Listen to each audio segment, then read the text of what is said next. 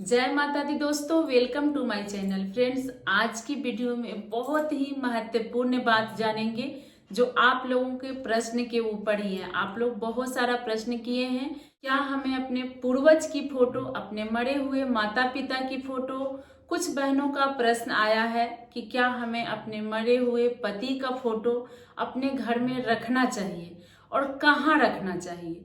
देखिए, इस टॉपिक पे मैं वीडियो नहीं बनाना चाहती थी क्योंकि थोड़ा सा कहने में भी अच्छा नहीं लगता है। एक बहन हमेशा प्रश्न करती हैं कि दीदी, मैं अपने मरे हुए पति का फोटो अपने घर में रखी हूँ। कुछ लोग बोलते हैं कि नहीं रखना चाहिए, पूजा पाठ नहीं करना चाहिए। तो आप इसके बारे में हमें जरूर बताइएगा।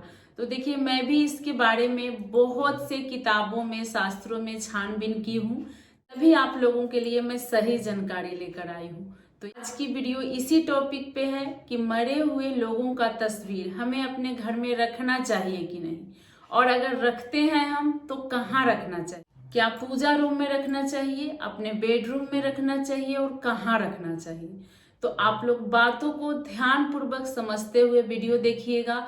तो जो लोग भी ये प्रश्न किए हैं उनके प्रश्नों के उत्तर भी मिल जाएंगे, और जिनके मन में इस तरह के बहुत सारे संशय भरा प्रश्न है वो भी इस वीडियो से समझ लेंगे।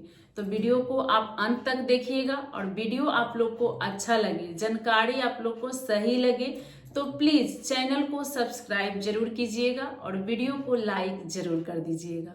जितना हमें अपने घर में देवी देवताओं की पूजा पाठ करने से, व्रत त्योहार करने से फल प्राप्त होता है ना, उससे ज्यादा हमें अपने घर के पितरों को या हमारे घर के अपने मरे हुए जो लोग हैं उनकी फोटो को, उनकी तस्वीर को पूजा करने से मिलता है।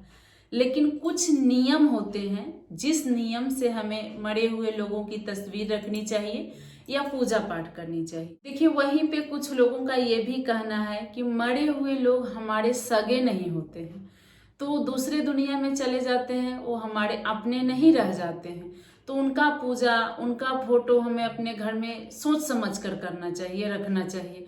तो देखिए, ये बात बिल्कुल सही है कि जो लोग मर जाते हैं उसके बाद वो हमारे अपने सगे नहीं रह जाते। ये कोई भी चीज है, जब आप गलत नहीं करेंगे तो आपको उसका परिणाम भी कभी भी गलत नहीं मिलेगा। सच कड़वा हो सकता है, सच अंधेरे में ले जा सकता है, लेकिन सच डूबता नहीं है कभी। उसी तरह से है कि अच्छा कार्य अगर आप करते हैं, थोड़ी आपको परेशानी हो सकती है, थोड़ा समय लग सकता है, लेकिन अच्छे कार्य का परिणाम भी आपको अच्छा ही मिलता है और बड़ा ही मिलता है। कभी अच्छे कार्य का परिणाम हमें बुरा नहीं मिलता है। तो आप लोगों के प्रश्नों के उत्तर में बताऊं कि जो लोग मर गए हैं उनकी तस्वीर कभी भी हमें अपने पूजा मंदिर में नहीं रखनी चाहिए। पूजा मंदिर में रखना पाप है। पूजा मंदिर जो होता है वो पवित्र जगह होता है, वहां हम अपने घर के देवी देवताओं को स्थान देते हैं, और जहां हम देवी देवता को स्थान देते हैं ना, वहां हम अपने घर के पितरों को, पूर्वजों को स्थान नहीं दे सकते हैं। सबकी अपनी अपनी जगह होती है। देवी देवता हो गए, उनको हम सबसे उच्च कोटि के श्रेणी में रखते हैं। उनके साथ कभी भी हम अपने घर के पूर्वज का, मरे हुए लोगों का फोटो नहीं रखेंगे। इस बात का आप ध्यान रखिएगा। जिस भी कमरे में आप पूजा रूम बनाई हैं, कोशिश करें कि उस कमरे में भी दीवालों पे भी मरे हुए लोगों की तस्वीर न लगाएं। इस बात का ध्यान रखें। अब आपका प्रश्न आता है कि कहाँ लगाएं मरे हुए लोगों की फोटो।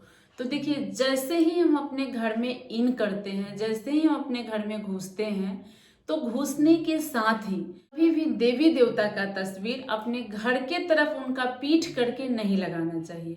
उसी प्रकार से जो मरे हुए लोग हैं, हमारे पूर्वज हो गए, हमारे पितृ लोग हैं, उनका मुख हमारे घर के तरफ नहीं होना चाहिए, पीठ होना चाहिए। तो इससे आप समझ गए होंगे। उसी तरह से आप अपने मरे हुए लोगों की फोटो भी हॉल में लगा सकते हैं, दक्षिण दिशा की तरफ। दक्षिण दिशा की जो दीवार होती है, उस दीवार पे आप उनकी तस्वीर लगा सकते हैं। सिर्फ दक्षिण दिशा की तरफ ध्यान रखिएगा।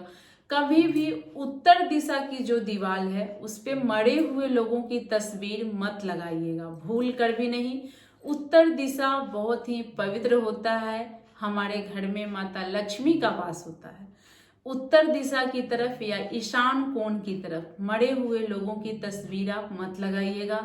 अग्नि कोण के तरफ भी मत लगाइएगा, जिससे हमारे घर में जलने की खतरा, लड़ाई झगड़े कलह कलेश होते हैं। ये बहन बहुत ही दिन से प्रश्न कर रही थी, लेकिन क्या करूं, मुझे भी अच्छा नहीं लगता ऐसे टॉपिक पे बोलना, इसलिए। लेकिन वो बोल रही थी कि दीदी आप इस टॉपिक पे एक वीडियो लेकर आइए, अच्छे से समझाइए। तो बहन, आपकी जो प्रश्न है कि मैं अपने पति से बहुत प्यार करती थी, मैं अपने पति की फोटो अपने बेडरूम में लगा के रखी हूँ, दीदी ये गलत तो नहीं है? तो देखिए, बेडरूम में तो नहीं लगानी चाहिए मरे हुए लोगों की तस्वीर। जहाँ वो आपके पति थे, वहीं पे ये भी माना जाता है कि मरने के बाद वो पितृ हो जाते हैं, वो आपके सगे नहीं रहते हैं। तो उनके साथ आप जैसा व्यवहार कीजिएगा, आपको फल वैसे ही देंगे। तो देखिए, मैं तो आपसे बहन यही आग्रह करूंगी कि आप उनकी पूजा अपने घर के पितृ समझकर कीजिए, पति समझकर मत कीजिए। जो आप बोल रही हैं कि बेडरूम में लगा के रखे हैं, तो मैं आपसे आग्रह करूंगी कि आप अपने हॉल में, अपने डाइनिंग रूम में उनकी तस्वीर लगा दीजिए दक्षिण दिशा की तरफ, लेकिन बेडरूम में आप मत लगाइए। भगवान करे आपकी लंबी आयु दे कि आप अपने बच्चों के लिए जियो, अपने बच्चों को आगे बढ़ाओ, क्योंकि एक के साथ जिंदगी खत्म नहीं होती है। और अगली बात आप पूछी हैं कि क्या हमें प्रतिदिन भोग लगानी चाहिए, उनको भगवान की तरह पूजा करनी चाहिए। तो देखिए, अगर आप पूजा कर रही हैं मरे हुए लोगों की तस्वीर की, तो जो आप भगवान के लिए आरती का प्लेट हम सजाते हैं पूजा करते समय, धूप अगरबत्ती दिखाते हैं, तो हम क्या करते हैं, वही धूप व अगरबत्ती या दीपक हम अपने पूरे घर में दिखा करके रख देते हैं। तो वो धूप अगरबत्ती आपको नहीं दिखानी है, उनके लिए अलग रखिए। उनको आप हर चीज का भोग लगा सकती हैं और अलग से धूप अगरबत्ती रखिए, दिखाइए। लेकिन जो आपके घर में प्रसाद हो गया, धूप अगरबत्ती हो, जो भगवान के पास है, भगवान के लिए है, वो दीपक, वो धूप अगरबत्ती प्रसाद आप मरे हुए लोगों को मत लगाइएगा, ये गलत है। मरे हुए लोगों की तस्वीर की सफाई भी हम रोज रोज नहीं करते हैं, हर शनिवार को आपको करना है। और अमावस्या के दिन जो आप मरे हुए लोगों की तस्वीर लगाई हैं, अच्छे से उनको पानी से पोंछना है, गंगा जल से नहीं पोंछा जाता है, ध्यान रखिएगा। ऐसे सादा पानी से आप कपड़ा गीला करके पोंछ दीजिए। जो आप माला वगैरह वहां पहनाई हैं, वो माला आप चाहें तो हर अमावस्या को बदल सकती हैं, या फिर उसी माला को धो करके पहना सकती हैं। आप चाहें तो फ्रेश फूल का माला भी अमावस्या के दिन, हर महीने में अमावस्या आती है, मैं हर अमावस्या पे वीडियो भी आप लोग को बना के देती हूँ पहले ही, तो आप वीडियो देखकर भी हर अमावस्या पे उनको माला बदल दीजिए। आप उनको वस्त्र देना चाहती हैं तो वस्त्र दे दीजिए, और सुबह में भी उनके तस्वीर को अच्छे से पोंछ करके पूजा कीजिए, धूप अगरबत्ती अलग से दिखा दीजिए, उनको प्रसाद की भोग लगा दीजिए, उनको प्रसाद खिला दीजिए। और संध्या के समय अपने घर में अमावस्या तिथि पर जब आप पूर्वज की फोटो की विधिवत पूजा करती हैं, तो आपको खीर पूरी उस दिन जरूर बनानी है, और खीर पूरी बनाकर अपने पूर्वज के लिए अलग से प्लेट में निकालनी है। जो आप अपने मरे हुए लोगों के तस्वीर के सामने रखेंगे, वो आपको खाना नहीं है। फोटो के आगे से थोड़ी देर बाद हटाकर आप बाहर डाल दीजिए, कहीं चौराहे पे, सुनसान जगह पे, जहाँ पे कुत्ते खा लें। उसको खाया नहीं जाता है, इससे माना जाता है कि हमारे पूर्वज तृप्त होते हैं, इसमें कुछ गलत नहीं है। पूर्वज की दीपक जो आप लगाएंगी, हमेशा दक्षिण दिशा की तरफ लगाइएगा, क्योंकि दक्षिण दिशा ही एक ऐसी है जो हमारे पूर्वजों के लिए, पितरों के लिए, मरे हुए लोगों के लिए होती है। और आप पूछी हैं कि सभी को प्रणाम करना चाहिए, पूजा करना चाहिए, तो जी, जब भी आप घर से बाहर जाएं, तो जैसे हम भगवान के सामने माथा टेकते हैं, प्रणाम करते हैं कि हे प्रभु हम अच्छे से जाएं, हमारा सब कार्य अच्छे से हो जाए, उसी प्रकार से उनके सामने भी आप हाथ जरूर जोड़ेंगे कि हे पूर्वज, हे पितृदेव, हमारे घर के पितृदेव हैं, हमारी रक्षा कीजिएगा, हमारा काम सफल कीजिएगा। इस प्रकार आप विधि विधान के साथ पितरों की तस्वीर अपने घर में रख सकती हैं। आशा करती हूँ कि आपके सभी प्रश्नों के उत्तर इस वीडियो में मिल गए हैं। कोई भी बात रह गई हो तो आप कमेंट में पूछ लीजिएगा, आपके प्रश्नों के उत्तर मैं जल्द देने की कोशिश करूंगी।